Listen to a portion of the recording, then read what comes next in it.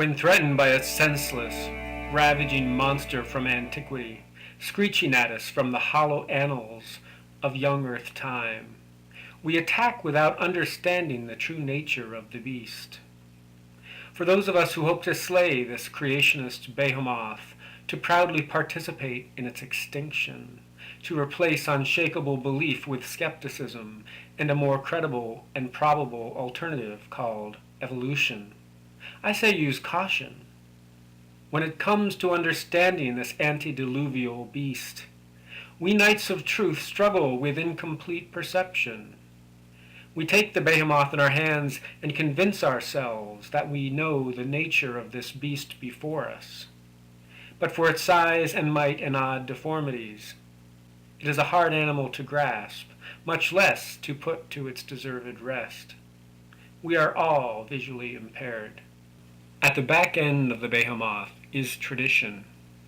Tradition is inertia, and most people don't like to change their beliefs, whether they are religious or anything else.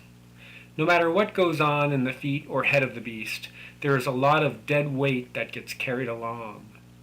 When it comes to creationist philosophies, this involves everything from our existing institutions and their importance in people's lives, to art and how we interpret beauty and literature.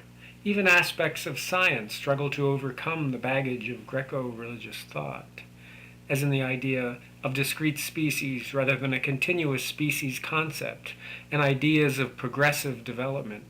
The weighty inertia associated with this traditional perspective extends far beyond the simple idea of the status quo. People's world views are based on the ties that bind to creationist philosophies. Faith is belief without seeing, and as such it contradicts empirical science. On the creationist behemoth, faith represents believers' disregard for any contradictory fact or evidence. For a sizable fraction of creationists, information will not change their minds, because for them, knowledge is not what gives their belief support. It is uncritical faith. Therefore, arguing with these people is simply a waste of time. If we could unblind ourselves, we would see that in the bigger picture, the creationist behemoth is supported by pillared legs of faith, and without them the beast would gasp and become part of history. But as the femurs of the beast are the strongest and largest bones in the body, so is faith the strongest part of the creationist animal. These legs are how creationist movements come and go. As faith movements ebb and flow every few decades, so does support for creationism. A large number of skeptics and non-literalist religious people seek to slay the creationist behemoth by improving science education.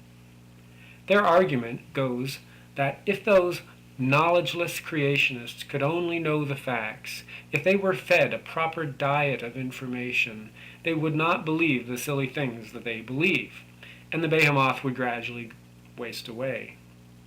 Advocates of creationism buy into this argument too, so they seek to introduce non-science creationist ideas under the translucent mask called intelligent design into the classroom.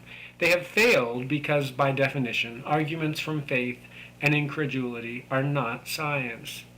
But the behemoth that we confront is more than what she eats, and education is only part of any solution.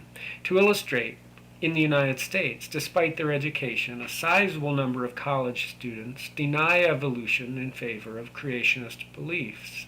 While a refined diet can certainly change the shape and vigor of the beast, science education alone is not likely to bring it to an end.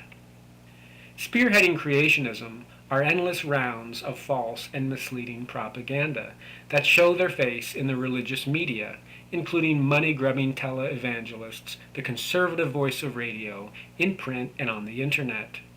Creationists with the most extreme and radically absurd opinions polish their ivory smile and begin their sideshow comedy.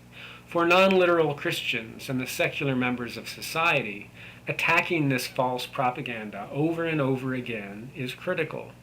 The purpose of countering is not to change minds, as is the case with science education, as it is to call a false charge a bluff when it happens. Always remember that the creationist behemoth is highly territorial. For tens of thousands of years, before there was anything called organized religion, there were great hunting parties. We isolated the beast, surrounded it, distracted it, then outwitted it. What we did not do is pull on its tail or try to push it over by banging on one of its legs. Our obvious advantage over creationism is that it is an unsophisticated and markedly unwieldy beast, ever more aged and tired. Its once proud tusks are brittle now, and the only food to be found provides far less nourishment than in years gone by.